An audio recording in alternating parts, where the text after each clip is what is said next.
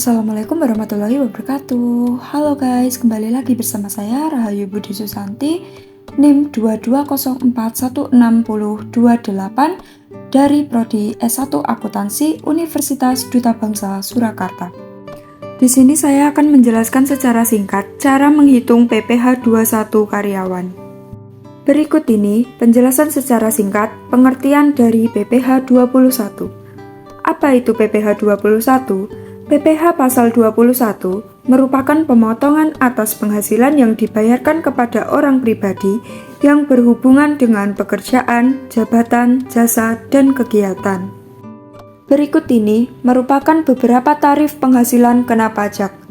Penghasilan sampai dengan 60 juta dikenakan pajak sebesar 5%.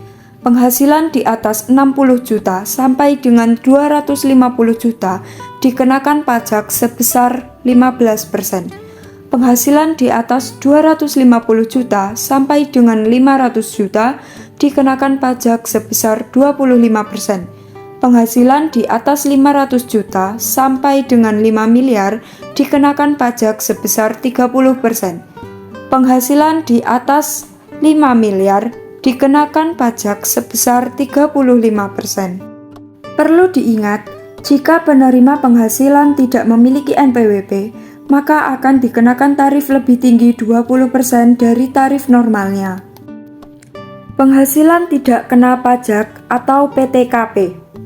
Status PTKP lajang, tidak memiliki tanggungan, yaitu sebesar 54 juta, memiliki satu tanggungan sebesar 58.500.000, memiliki dua tanggungan sebesar 63 juta, memiliki tiga tanggungan sebesar 67.500.000. Status PTKP kawin, tidak memiliki tanggungan, yaitu sebesar 58.500.000, memiliki satu tanggungan sebesar 63 juta, memiliki dua tanggungan sebesar 67.500.000, memiliki tiga tanggungan sebesar 72 juta. Biaya jabatan.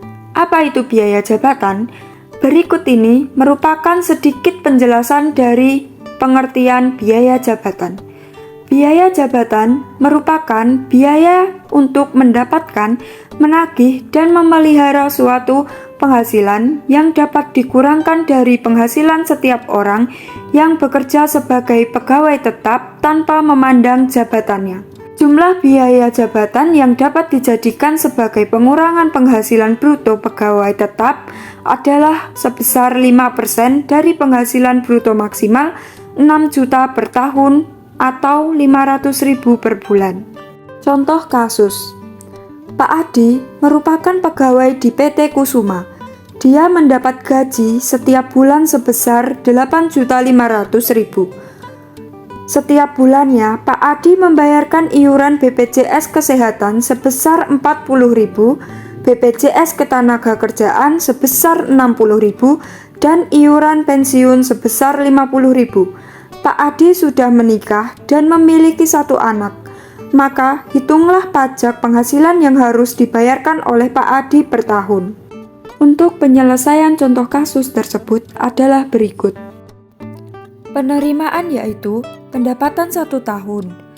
12 dikali 8.500.000 dihasilkan 102 juta rupiah. Pengurangan biaya.